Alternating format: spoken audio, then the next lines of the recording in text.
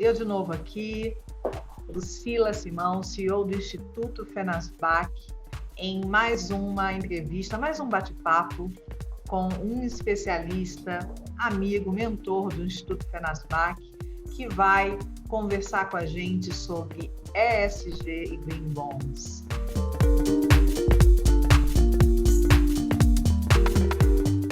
Nós temos o prazer de ter hoje o José Ângelo Mazilo Júnior, secretário adjunto de Política Agrícola do Ministério da Agricultura, Pecuária e Abastecimento, com um belo trabalho sendo realizado, e por isso que ele não poderia ficar de fora desse nosso papo, já que tenho certeza que se a gente fosse levantar, Ângelo, os trending topics do Twitter, ESG seria um dos principais assuntos do momento. Para onde eu olho sites, artigos, publicações, né, lives acontecendo, para onde eu olho no mundo, ESG, Green Bonds, títulos verdes, tem sido realmente um assunto que tem gerado um interesse muito grande, né?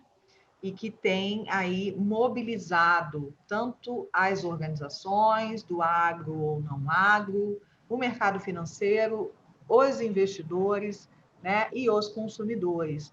Então, de alguma forma, é um assunto que hoje mobiliza toda uma cadeia, né, interessada em melhores práticas. Primeiro, agradecer a parceria, agradecer ter aceito o nosso convite para falar desse tema tão gostoso. Cada vez que eu falo com você, eu aprendo muito, então eu já estou com a minha caneta aqui, ó, papel na mão, eu sei que eu vou aprender muito, isso é maravilhoso.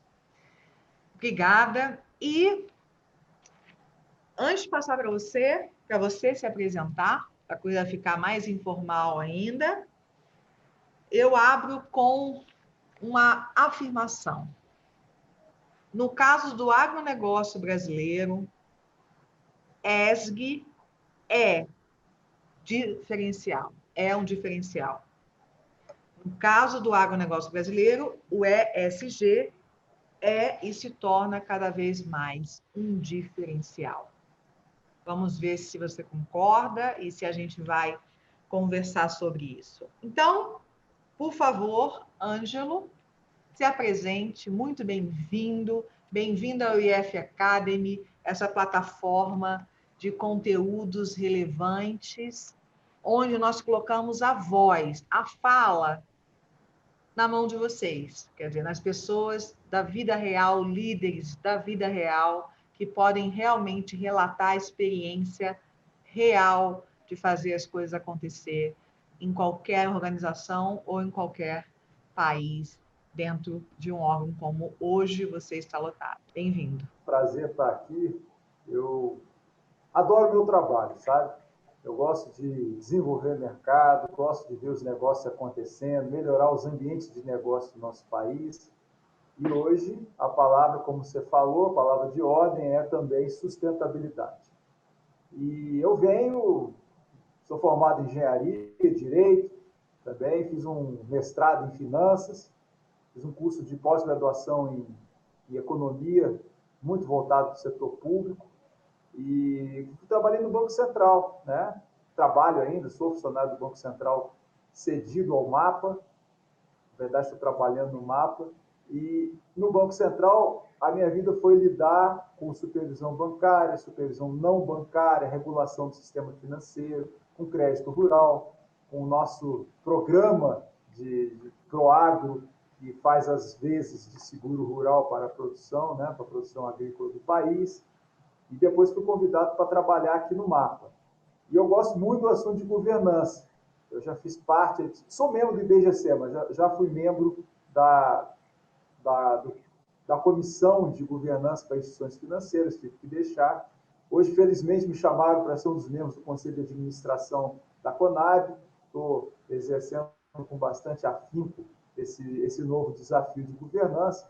Então, os assuntos, eles meio que se convergem, né? Sempre mercado financeiro, finanças, como é que fazer esses, como a gente deve fazer para esses mercados eles bombarem, né? Como se diz na linguagem mais popular, e hoje em dia a sustentabilidade precisa do aspecto de governança. A agricultura eu gosto demais, onde nós temos um diferencial competitivo, aí eu já vou falar um pouquinho do que você falou, já vou emendar.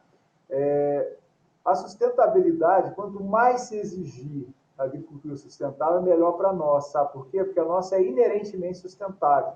Ela é inerentemente sustentável porque no Brasil a gente consegue produzir o ano inteiro, enquanto a agricultura de clima temperado não consegue, porque os campos ficam congelados. Então não é nem questão de ter água, não ter água, ter irrigação, não ter irrigação, é que a temperatura não deixa. Então aqui no Brasil nós conseguimos, com manejos bem feitos, obtemos 3 safras por ano de protocolos de integração que em qualquer outro país seria impossível. A gente planta soja, planta capim com milho, colhe o milho, deixa o capim, bota o boi, colhe a terceira safra de boi, entende? E a gente pode fazer isso também com rotação de cultura, com irrigação, com boa gestão de recursos hídricos. E aproveitar o recurso terra significa menos área que será necessária ser convertida para a agricultura. Então, se aqui a gente, com 1 hectare, consegue produzir, só para exemplificar, o dobro numa propriedade bem gerenciada do que a agricultura de clima temperado, então, para produzir a mesma coisa, aqui a gente precisa metade do terreno do que precisaria lá. Então, assim, inerentemente, a nossa agricultura é sustentável por esse aspecto. A agricultura de clima tropical, onde a gente pode produzir durante o ano inteiro. E isso aí coloca a gente numa posição de vantagem, uma vantagem comparativa, não só do ponto de vista de rentabilidade do nosso agro, como também de sustentabilidade. Então, respondendo você, problema nenhum, é a solução. Quanto mais se exigir sustentabilidade da agricultura do mundo, de uma forma equivalente para todo mundo, melhor nós vamos estar na fila. Bacana, que bacana, Ângelo. E a gente está aqui consultando uma pesquisa da PricewaterhouseCoopers que diz que 47% dos líderes brasileiros acreditam que precisam fazer mais para divulgar o seu impacto ambiental positivo, no caso do agronegócio, né? Então, a gente tem aí desafios grandes de fazer o Brasil, né, compreender e praticar ainda mais ações de sustentabilidade, não só no agro, mas também em outros mercados, né? E a gente vendo aí isso já sendo explorado, né, ou levado em conceitos mais amplos, financeiros, como a própria agenda do Banco Central, né, a agenda BC-RES foi incorporada, né, a dimensão sustentabilidade, e a gente vê agora alguns movimentos mais amplos de trazer, né, inicialmente trazer informação, né, para que as pessoas compreendam o que é ser sustentável, que não é só, né, olhar a parte ambiental, é muito mais do que isso, né?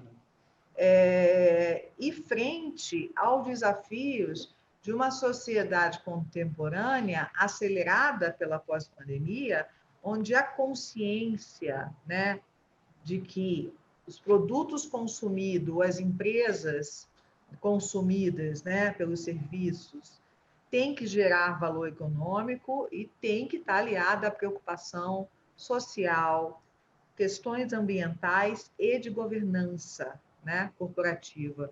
Então, a gente está num momento bacana, é isso, a gente está com o nosso, cada vez mais o agronegócio, né, investindo em tecnologia, né, com as produções realmente sendo aumentadas, uma previsão de aumento de 20% até 2030, né, que é impressionante isso, pelo uso da tecnologia e por esse conjunto, né, de Deus é brasileiro, né, o clima favorável, a terra, né, e tudo isso, e também aspectos, né, de consciência da sociedade, que hoje exige, não só no agro, mas também em todas as empresas, conscientes, né, e sustentáveis, né? E o discurso hoje não convence mais, e a gente precisa, sim, levar para a prática. Então, esse é o contexto amplo, acho que é por isso que esse conjunto da obra, né, em relação à preocupação com o esgotamento dos recursos ambientais, o exemplo das boas práticas de outros países, né, fez, né, também o Banco Central incluir na agenda BC-REST a dimensão sustentabilidade, que aí é um contexto muito maior.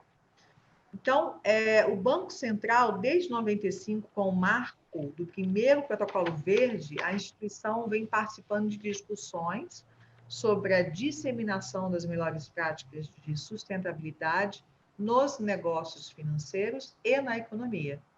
A inclusão da dimensão reforça as ações que vêm sendo feitas há anos e é um convite às organizações de sociedade para a atitude de negócios mais conscientes e para a mudança de comportamento.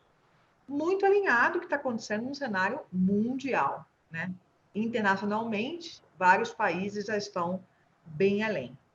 No que se refere ao mercado financeiro, qual seria a relação, na sua opinião, Ângelo, de aspectos de ESG com os denominados títulos verdes? Como é que essas coisas conversam?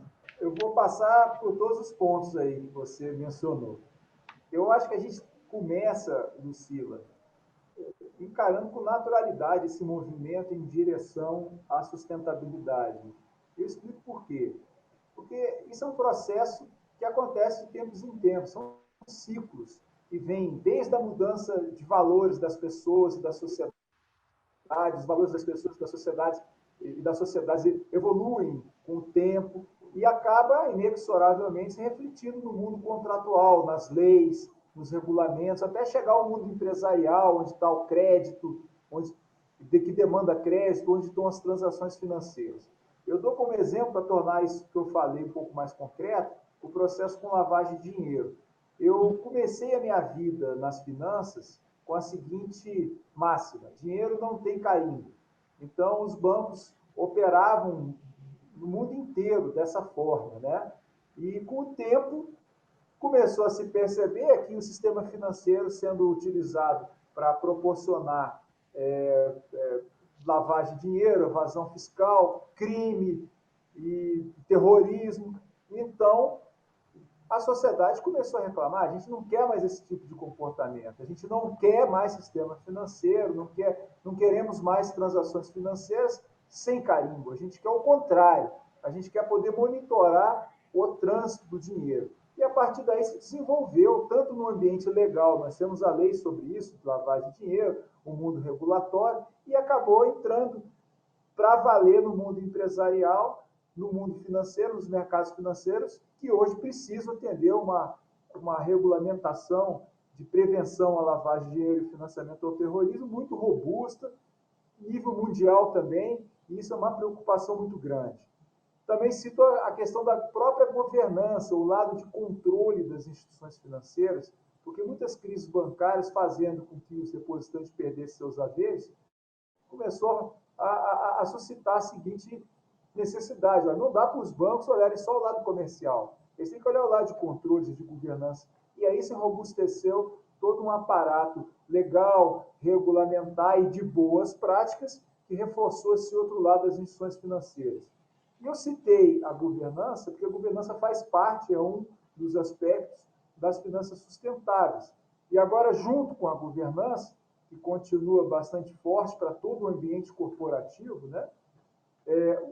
Também surgem os aspectos social e ambiental como valores da sociedade. Isso quer dizer que as pessoas cada vez menos querem comprar bens e serviços que possam ser resultado do sacrifício humano, da exploração humana, da agressão ao meio ambiente. As pessoas não querem, elas estão incorporando cada vez mais isso como valores nos seus hábitos, e a partir daí o mundo contratual, o mundo legal, o mundo regulamentar, as práticas empresariais, até chegar no crédito, as finanças vão acompanhar também.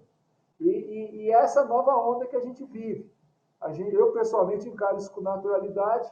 Acho não, é um movimento positivo, é um movimento que reforça a necessidade das pessoas medirem as consequências dos seus atos, o que eu acho bastante legal, bastante importante que as sociedades caminhem nessa direção, minha opinião. Mas, fora minha opinião pessoal, a semente está aí, né? E o nosso agro, agora puxando para o nosso agro, como eu falei, ele já tem essa característica inerente de sustentabilidade e existe, agora, né, Lucila, falando mais aqui da minha praia, e nós temos uma peculiaridade hoje na nossa agricultura, no nosso ambiente, na forma como a gente usa o nosso território, que favorece a gente multiplicar a nossa produção sem precisar derrubar uma árvore sequer. Nós temos uma área de lavoura hoje que compreende mais ou menos 60, 70 milhões de hectares, né? Lembrando, o Brasil tem 851 milhões de hectares, né? O país é gigantesco. Então, a nossa área de lavoura ocupa 7, 8% desse território e a nossa área de pastagem ocupa 20% do território. Se me falha a memória, 170 milhões de hectares. Só que essas pastagens têm um bom grau de degradação. Então, a nossa agricultura tem essa característica, porque dos aproximadamente 850 milhões de hectares do nosso país, entre 60 e 70 são utilizados para lavoura, uns 7, 8% do nosso território. E nós temos 20% do nosso território, uns 170 milhões de hectares, que são pastagens, áreas de pastagem, e que boa parte apresentam algum grau de degradação. Conforme a nossa pecuária de corte e leiteira vai ganhando produtividade, ela vai dispensando aquele caráter extensivo que sempre caracterizou a nossa pecuária e vai dispensando terreno, que é para onde a fronteira agrícola vai expandir. Então, eu digo, se a gente pode duplicar a nossa área, fazendo um raciocínio esquemático aqui, só para trazer para o mundo concreto, a gente pode duplicar a área nossa de lavoura e dentro dessa área de lavoura nós temos muito espaço ainda para melhorar a produtividade. Hoje nós temos uma produtividade nacional de soja em torno de 55 sacos por hectare e já tem fazenda tirando mais de 100. Então a gente pode dobrar a produtividade também, intensificar a produção dessa área, integrando, fazendo aquela integração que eu mencionei na minha primeira intervenção aqui, fazendo integração de pecuária, floresta, lavoura, fazendo rotação de cultura. Então, quer dizer, a gente pode duplicar e depois duplicar a produção. Não podemos multiplicar, grosso modo, por 4 a nossa produção agropecuária sem a necessidade de derrubar uma árvore sequer. Então, por isso que o Brasil hoje é considerado, a ministra fala muito nisso e com bastante razão, o Brasil já é a maior potência agro-sustentável, agroambiental do planeta. Isso não tem a menor dúvida, pela dimensão do seu país, por estar numa área tropical, ter agricultura tropical e ter essa peculiaridade do uso de lavoura, de área para lavoura e pecuária, e a gente poder expandir para a área de pastagem sem precisar derrubar árvore. Você falando isso reforça. Semana passada a gente bateu um ótimo papo com o Cunha, da Bureau Veritas, né, com o pessoal da Canopé, ou Canop, enfim, francesa, né, sobre ESG, práticas, né? E eles foram categóricos, os franceses, né? Falaram que o mundo precisa saber, né, e precisa acreditar, e que isso é muito sério, que o país que tem a política ambiental mais rígida do mundo, né, e cumpridora dessa sua política de manutenção do meio ambiente é o Brasil. Né? E que isso não tem a menor dúvida, assim, que o que dá muito é marola, né, mas que o trabalho realmente ele é reconhecido como um trabalho sério e realmente de sustentação, né, e de preservação do meio ambiente, fazendo o que você falou, né, usando a tecnologia para mais produção e aproveitando aí clima e outras coisas, né.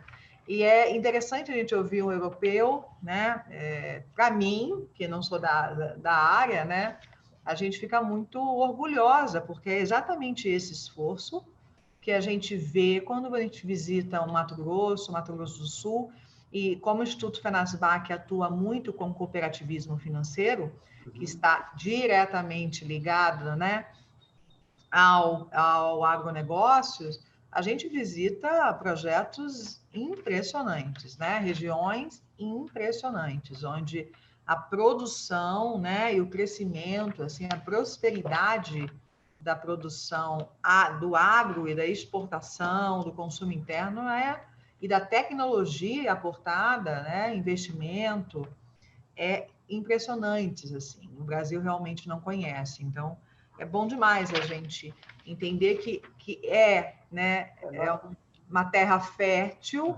onde essas práticas, sim, elas já são feitas, né, em grande maioria, né, do território, e que, sim, quanto mais a gente tiver outras indústrias, além do agro, né, praticando essas três dimensões, né, de ambiental, social e de governança, uau, o quanto que a gente consegue, né, trazer aí o Brasil para um posicionamento já desejado há muito tempo, né? Nós temos um dever de casa que é organizar as nossas informações. Nós somos muito fracos em comunicação. Nós somos muito fracos em tratamento de dados, dar qualidade aos dados que a gente tem, dar inteligência a esses dados. Eu já falei isso em outras oportunidades e repito aqui. Então, nós temos um dever de casa. Para de reclamar e mostra, Brasil, que a nossa regulamentação está sendo cumprida, as nossas leis ambientais estão sendo cumpridas, em que medida a gente precisa evoluir, os planos que nós vamos construir de transição. Olha, estamos aqui para nós chegarmos a uma posição mais aprimorada, nós vamos traçar tais caminhos. Então, esse é o momento nosso. E isso está sendo bem compreendido no governo, aqui nas áreas técnicas, nós estamos trabalhando nesse sentido, estamos conseguindo nos organizar, nos relacionamos, estamos melhorando a nossa comunicação. Haja visto que você já recebeu um feedback de um grupo europeu, isso não é à toa que acontece, porque a gente está trabalhando firme nisso, certo? E, por exemplo, você disse em dados, assim, nós temos exemplo de agricultura sustentável. Nós não temos mais pilotos, nós temos realidade. Hoje nós temos 17 milhões de hectares que estão sendo trabalhados sob o regime de integração lavoura, pecuária, floresta. Você lembra que eu falei? 60, 70 milhões de áreas de lavoura, 17 estão nesses protocolos bastante rigorosos. Nós temos 50 milhões de hectares de pastagem já recuperados no país. Isso já está mapeado. 50 milhões de hectares. É uma área quase que equivalente à área que nós temos de lavoura. E nós temos uma carteira muito grande do nosso crédito rural hoje, destinada a empresas, a empreendimentos agrícolas, que mesmo que não tenham protocolos rigorosos de sustentabilidade, utilizam práticas ambientais sustentáveis, práticas com bons reflexos no meio ambiente. Então, quer dizer, e praticamos isso. O que nós temos que fazer é intensificar esse ritmo e ter governança em cima dos nossos dados, nos comunicarmos direito, assumirmos que ainda a gente tem pontos a aprimorar e medir esse aprimoramento necessário e botar um plano em cima disso. Essas coisas estão acontecendo, só que a gente precisa organizar para fazer o discurso, montar o esclarecimento. Afinal de contas, boa governança requer transparência, né? E transparência tem que ter dados, tem que ter boa comunicação, e a gente está melhorando isso também, mas sabemos que precisamos melhorar esse aspecto. Quando você fala que hoje já há linhas de crédito direcionadas ao agro, né, ou a organizações que já têm ações de sustentabilidade ou projetos, né, seria títulos verdes ou não? Títulos verdes é diferente? A gente tem uma questão de taxonomia aqui, né? A taxonomia ainda não é 100% consolidada. Quando a gente fala título verde, vamos dizer, a maior parte das pessoas, quando se refere a títulos verdes, estão se referindo àqueles títulos que levam dinheiro para atividades empresariais e têm um reflexo positivo sobre o meio ambiente. É uma externalidade positiva sobre o meio ambiente. Mas a sustentabilidade, além dos aspectos ambientais, engloba também a governança, os aspectos sociais e a rentabilidade do negócio, né? São 4 pilares para um empreendimento ser considerado sustentável. Ele tem que ter rentabilidade, senão não adianta ter o resto e falir o empreendimento.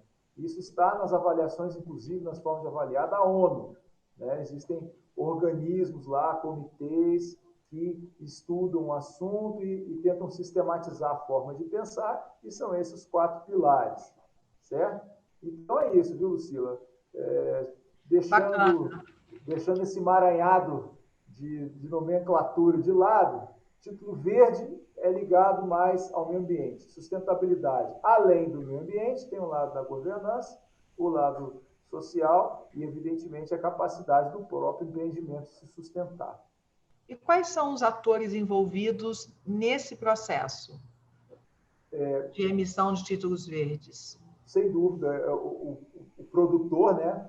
O empresário, aquele que precisa de dinheiro, ele vai ser o emissor do título, né? Ele vai receber dinheiro e dar um título para o investidor que tem apetite por esse tipo de investimento. Até aí é fácil entender, porque é mais ou menos como funciona qualquer mercado convencional, mercado financeiro.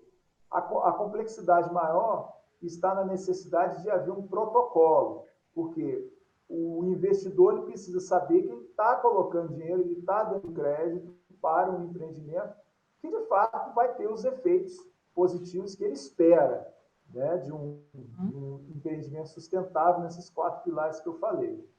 Então surge a necessidade de terem auditorias. E essas auditorias que estão envolvidas no mercado, eles basicamente se dividem em 2 tipos. Aquela auditoria que desenvolve um protocolo, assim, olha, eu tenho o meu protocolo de sustentabilidade, eu desenvolvo para o empresário que quer ganhar o meu selo, e aí, se o investidor aceitar esse selo, beleza, esse empresário está no jogo. Então, esse tipo é chamado uma opinião de segunda parte, né? Por que segunda parte? Porque o empresário, o dono do negócio, tem a opinião dele sobre o negócio dele, a sustentabilidade dele. Então, ele vai contratar uma segunda pessoa para ir na fazenda, desenvolver uma metodologia.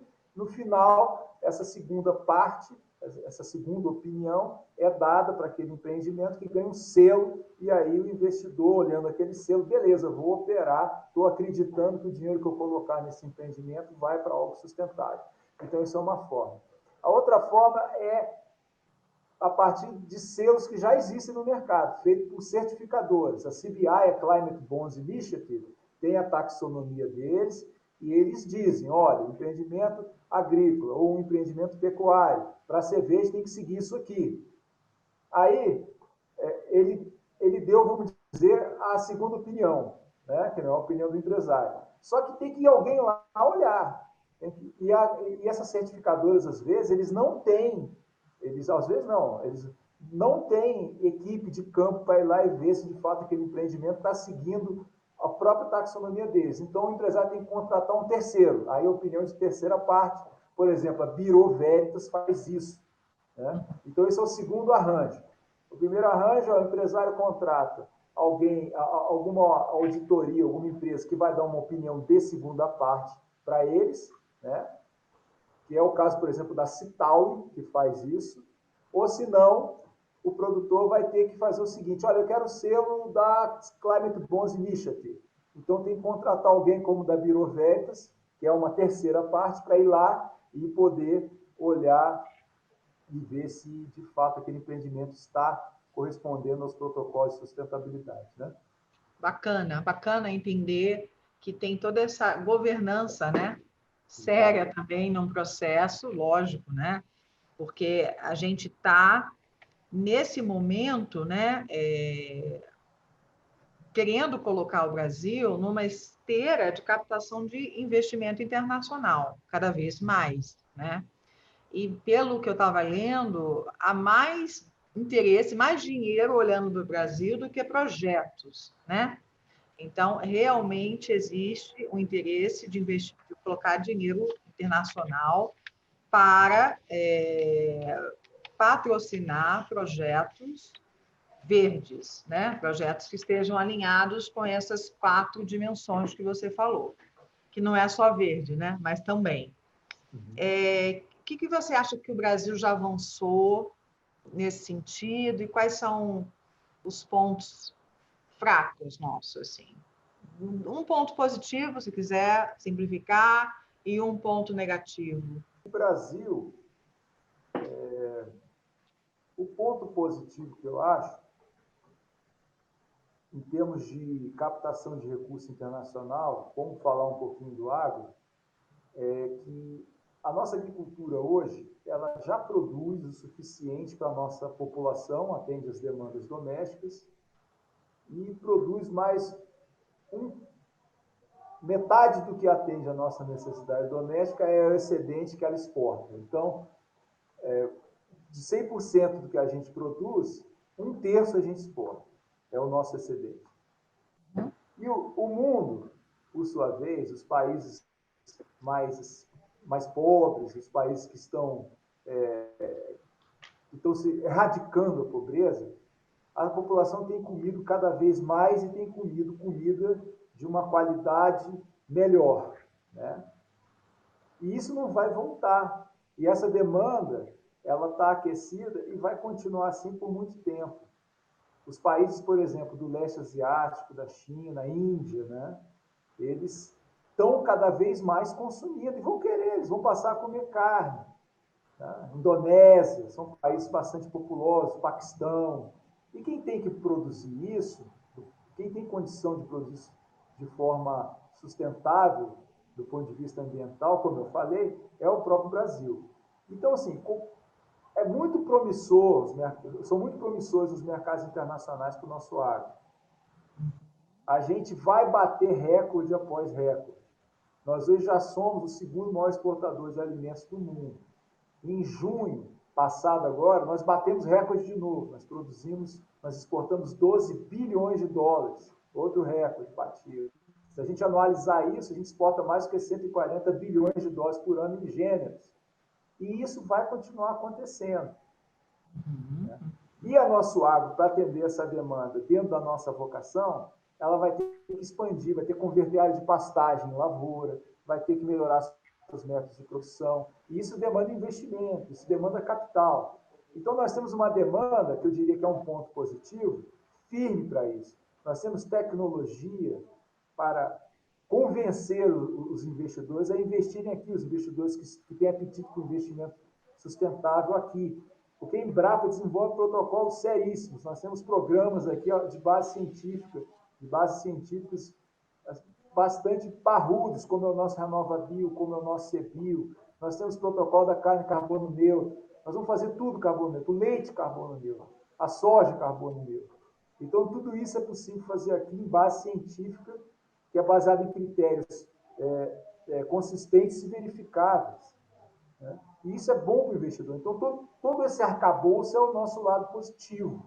A gente ter a demanda lá fora, a gente ter a condição de responder, ter a vontade de crescer do ponto de vista empresarial, termos as bases científicas para comprovar que a nossa agricultura sequestra carbono, porque é carbono neutro, que ela atende os pré-requisitos necessários para uma atividade sustentável do ponto de vista ambiental. Vamos focar um pouquinho mais no ambiental aqui, né?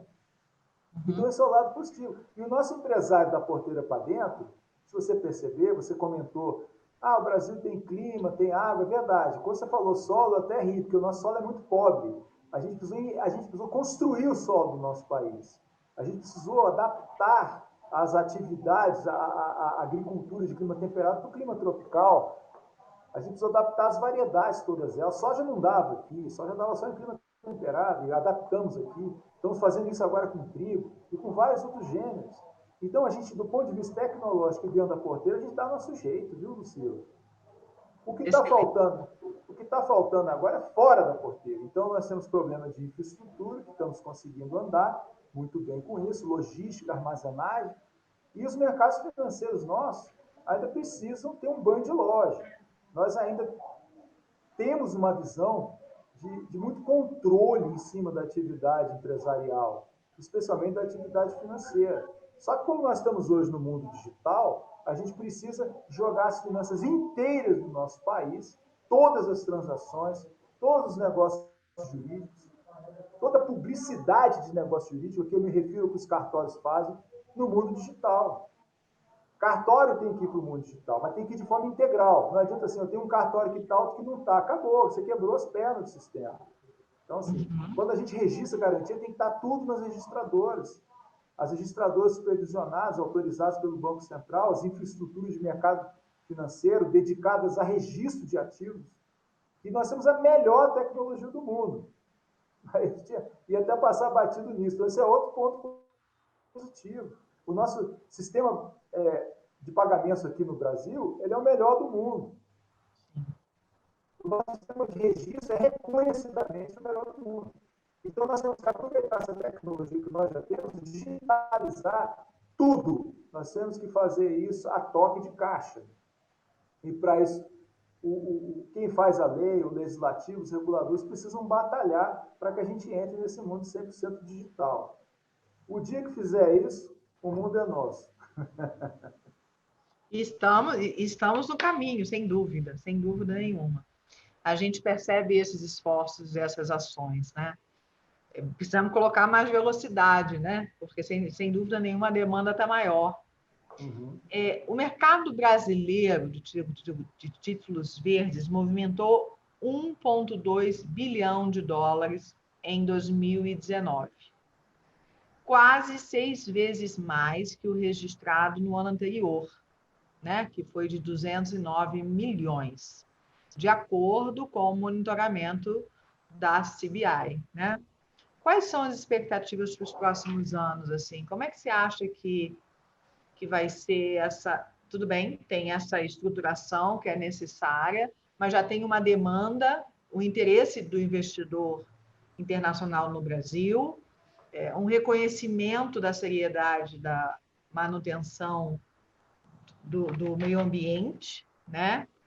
Cada vez mais está chegando essa voz.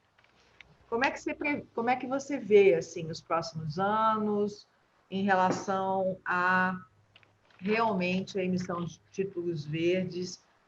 Será realmente numa escalada exponencial, no crescimento exponencial? Você vê a questão que eu falei da nomenclatura, né? Porque nesse boletim CBI, e eu mantenho muito contato com eles, a gente fez um catamilho, pegamos as operações de títulos não verdes só, sustentáveis, do agro, que envolve setores como papel e celulose, biocombustível, indústria alimentícia, frigorífico, agricultura, pecuária, né? Então, assim, só esse agro que eu estou falando, em títulos sustentáveis, que é a definição mais ampla, emitiu de 2019 até hoje 10 bilhões de dólares de títulos, que dá, fazendo uma conversão aqui, 50 bilhões de reais de títulos emitidos, como eu falei, de 2019 para cá, o agro. Esse agronegócio, visão mais ampla, né? Incluindo as indústrias de alimentos também. E a perspectiva é bater recorde atrás de recorde, por tudo isso que eu falei. Então, o que a gente tem que fazer agora é melhorar os nossos mercados para que o investidor internacional entre com maior confiança, que ele possa operar mais facilmente, que não precisa fazer hedge disso, hedge cambial, ele tem os mecanismos, os instrumentos, que ele possa ter flexibilidade para fazer contratação. Se nós estamos no mundo digital, o regulador vai olhar o mundo digital, identificar as atipicidades e agir se for o caso. E libera. Nós estamos ou não estamos sobre o princípio da liberdade econômica? Então é isso. Nós temos que ter deverzinho de casa. Nós temos que abrir mais esse mercado. Nós temos que, cada vez mais, nós estamos dando passos importantes. Mas nós temos que levar os cartórios para o mundo digital. O cartório tem que ser negócio privado. O cartório não tem que ser negócio público. O cartório tem que aproveitar a capilaridade dele e oferecer serviço de pagamento, serviço financeiro, consultoria jurídica, emissão de documento. A gente chega no cartório e resolve todo o nosso problema. Aí você bota o cartório para remar junto. Mas do jeito que está, não dá. Um trabalho totalmente fragmentado, caro, despadronizado, que não tem a mesma segurança de uma IMF. Né? Onde é que estão os sistemas de um cartório lá do interior? E se acontecer um problema, se incendiar aquilo ali, como é que fica? Então, quer dizer, nós temos que botar os cartórios para esse mundo e eles querem isso também. Né? Nós temos que rever a questão tributária, é um inferno. As pessoas falam que os países são um paraíso fiscal. Acho que o Brasil é um inferno fiscal, é diferente o foco aqui.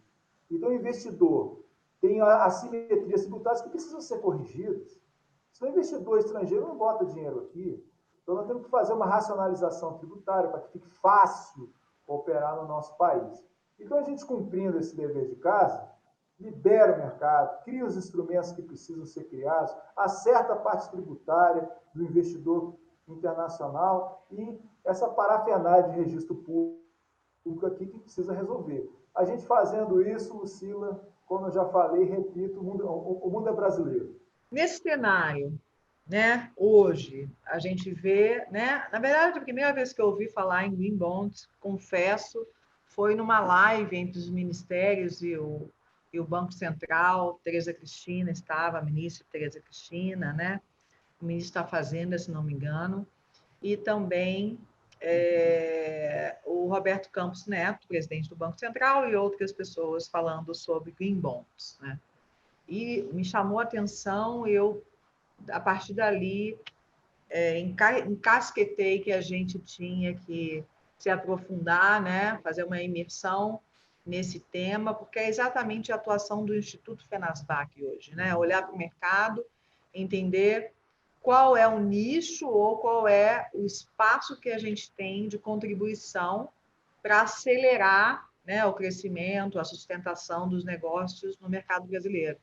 Então, isso começou lá, quer dizer, pouco mais de um ano, foi início da pandemia essa live, eu lembro como se fosse hoje, e existia um discurso, né, de um desejo público, né, federal, de alinhamento para que as coisas tomassem velocidade e acontecessem. Então,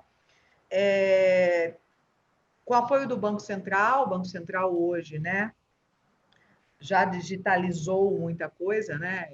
Não só Pix, o Open Banking, o Open Finance vindo aí, né? A moeda digital do Banco Central também, órgãos públicos também, né? Em movimentos parecidos, instituições financeiras cada vez mais conscientes, né? Do quanto que precisam ser sustentáveis e serem coerentes, né? Cooperativas, né? De crédito, o quanto que tudo isto faz sentido com o nascedor do cooperativismo, né? O interesse genuíno pela comunidade, a entrega de impacto social, impacto econômico em comunidades inviáveis e, muitas vezes, a viabilização de crédito para o agronegócio pequeno, familiar, né? De médio porte. Então, e de grandes empresas que ainda, né, algumas multinacionais, já com consciência mais antiga, outras começando agora essa consciência. Com isso tudo, com esse cenário, né, que é ao lado, que é uma rede, né, um ecossistema sendo criado, o que você acha que precisa ser feito para ampliar o conhecimento da importância de títulos verdes, de práticas ESG, né, de cada vez mais emissão de green bonds ou de CRA, né, de CRI, enfim, o que você acha que está faltando para a gente ter um país mais conhecedor disso tudo? Porque quando a gente conversa, poucas pessoas sabem o que é, né? Lucila, eu até acho que, do ponto de vista de sensibilização, os mercados já estão sensibilizados. Sabe, às vezes me parece o seguinte: vamos fazer sensibilização, sensibilização, sensibilização, a gente não entra no problema. Então, o que eu sinto falta é que os reguladores aqui, me refiro a Banco Central, a Ministério da Economia, CVM, até mesmo os autorreguladores, a SUSEP, até mesmo os autorreguladores, né, a FEBRABAN, BIMA, estabelecer meta, vamos crescer carteira, vamos desenvolver mercado. Uhum. Isso é uma opinião minha, mas eu tenho convicção dela. A gente olha a resolução 4327, responsabilidade socioambiental do Banco Central, né, de abril de 2014, que é mais de 7 anos, né?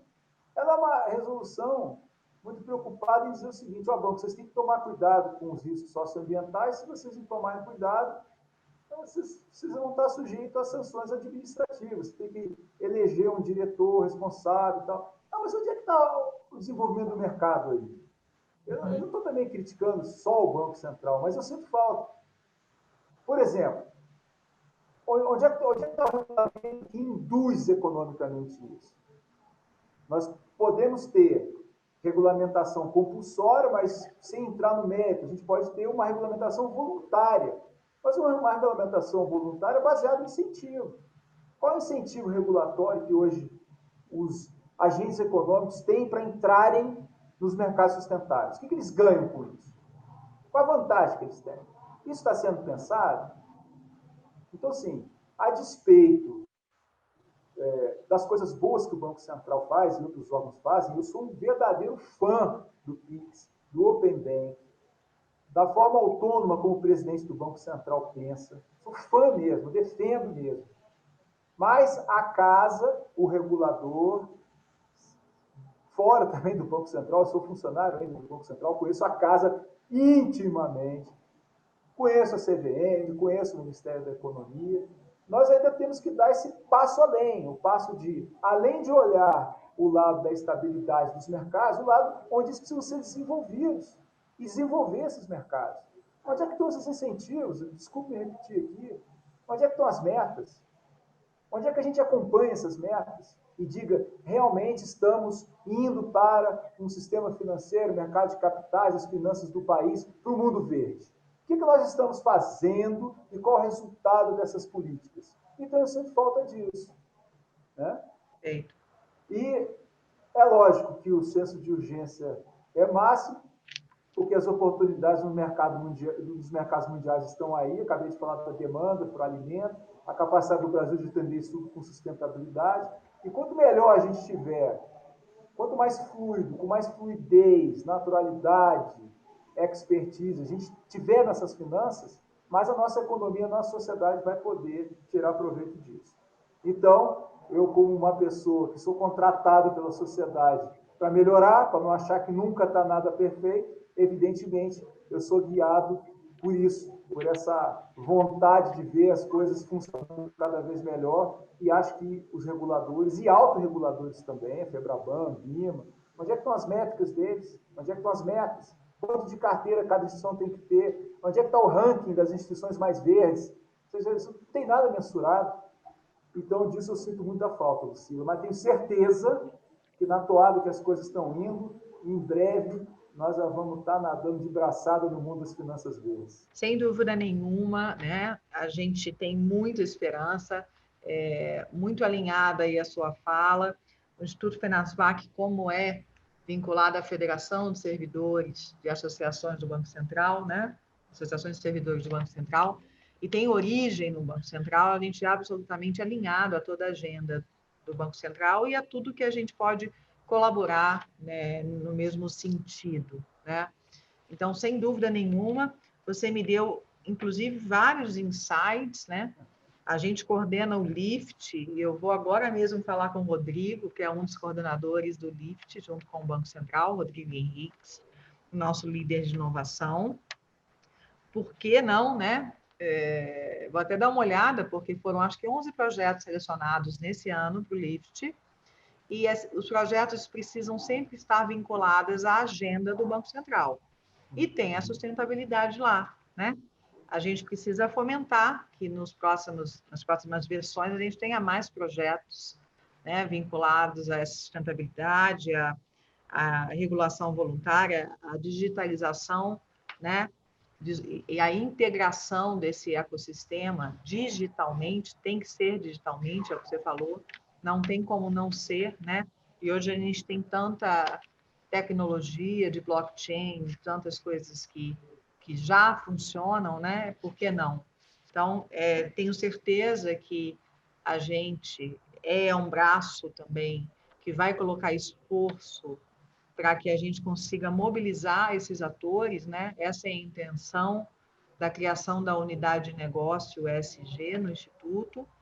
E, recentemente, acabamos de lançar o reconhecimento Inovação com Propósito no Cooperativismo Financeiro, que também tem as suas dimensões, né, depositadas nas melhores práticas de meio ambiente, de governança e de social. E eu fiquei sabendo agora, inclusive, estamos todo mundo comemorando no grupo do Instituto, que o modelo teórico adotado no reconhecimento está validado academicamente em nível internacional. A gente acabou de ser registrado aí pela academia, pelo modelo, né, de avaliação do modelo de gestão do cooperativismo financeiro, onde também há práticas de ESG sendo avaliadas e também, principalmente, sobras, né? Ou rentabilidade ou sustentabilidade do negócio.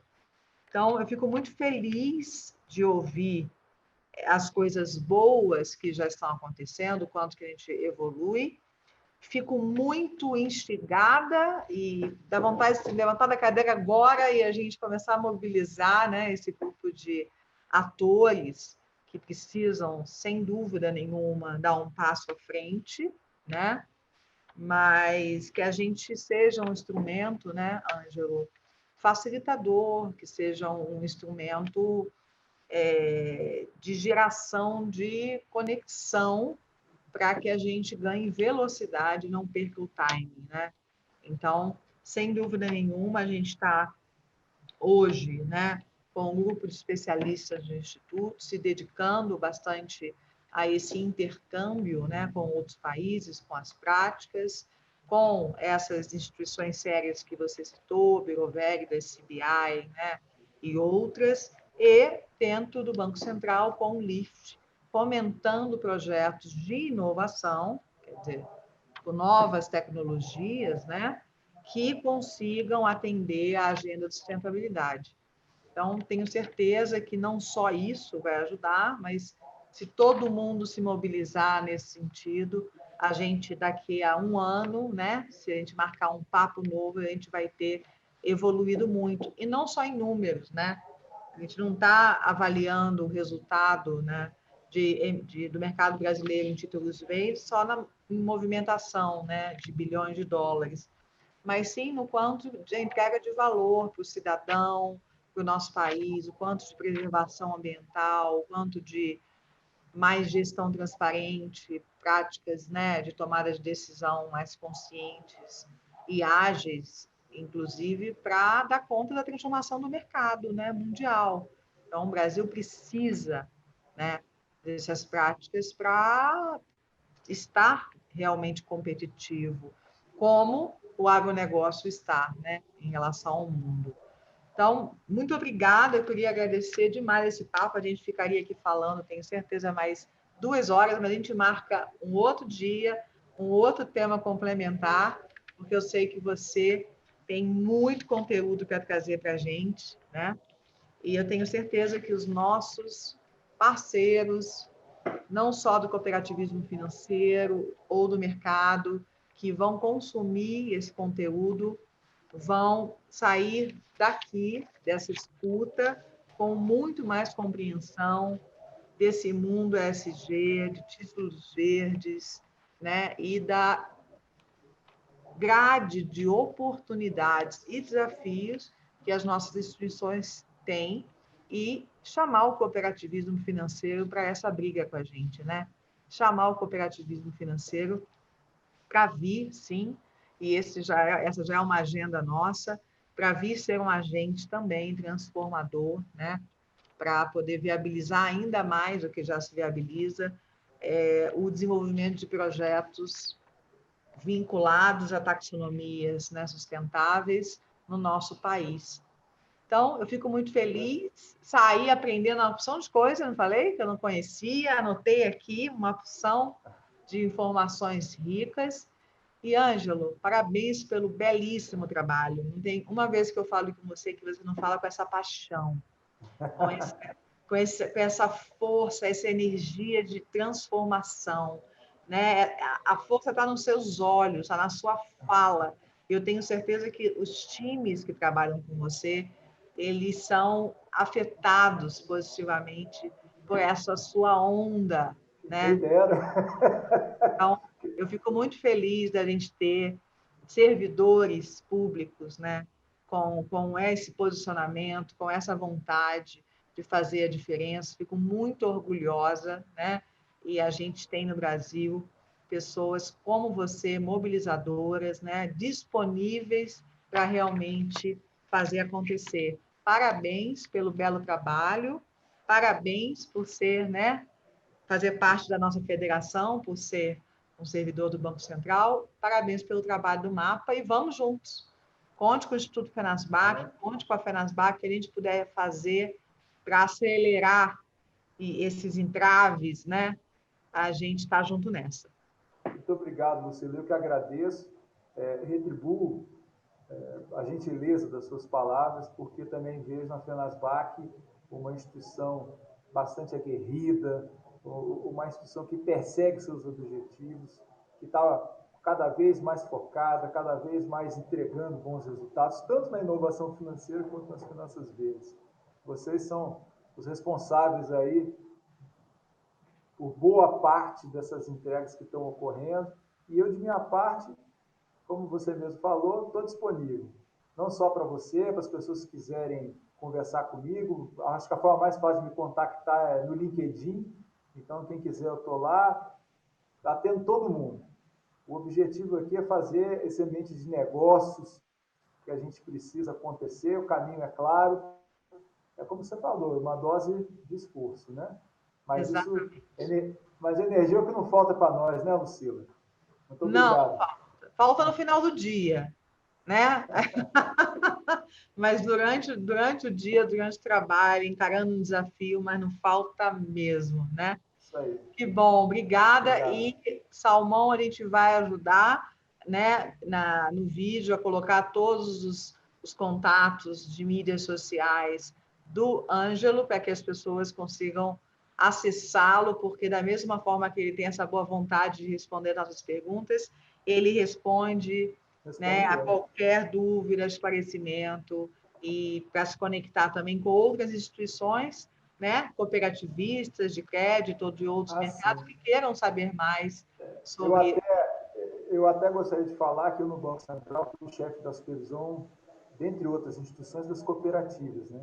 Eu deposito muita esperança, muita expectativa, especialmente nos mercados de finanças sustentáveis, porque eles já têm o S. O S, o social, é gigante, né? No caso das cooperativas agropecuárias e das cooperativas financeiras, tem também a técnica, tem a capacidade de fazer projeto.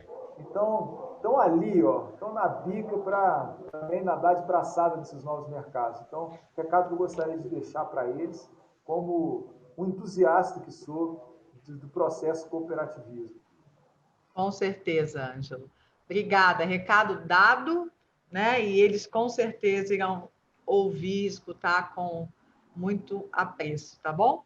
Obrigada, então. Um grande abraço. Até a próxima, a gente se vê. E IF Academy, eu queria convidar a todos. Nós temos mais de 40 conteúdos, né, colocados lá, de consultores nossos, convidados especiais, sobre diversos assuntos, vai de negociação, vai de gestão, né, de cultura das organizações, vai de open banking, mercado financeiro, inovação, enfim.